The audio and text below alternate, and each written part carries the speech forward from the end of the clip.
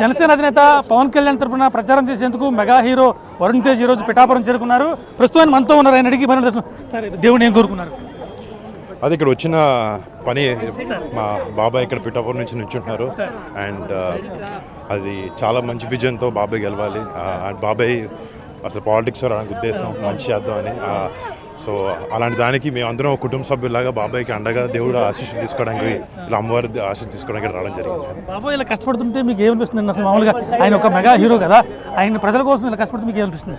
అంటే యూజువలీ ఇంట్లో కోసం పనిచేయడం అలా అది చాలా వరకు చాలా చోట్ల చూస్తుంటాం, ఇంట్లో తమ్ముళ్ళకి అక్కలకి అన్న చెల్లికి. బట్ బయటకు వచ్చి ఇలా ప్రతి భారతదేశంలో ఉండే అదే ఏదైతే కాన్స్టిట్యున్సీ ఉండే జనాలు కానీ మన ఆంధ్ర పిఠాపురంలో ఉండే ప్రజలు ప్రతి ఒక్కరు వాళ్ళ సొంత ఫ్యామిలీ అని అనుకుంటేనే ఇలా బయటకు వచ్చి ఎంతో డబ్బులున్న అవన్నీ వదిలేసుకుని వచ్చేలా చేస్తున్నారు. అండ్ మేము చాలా గర్వపడుతున్నాం.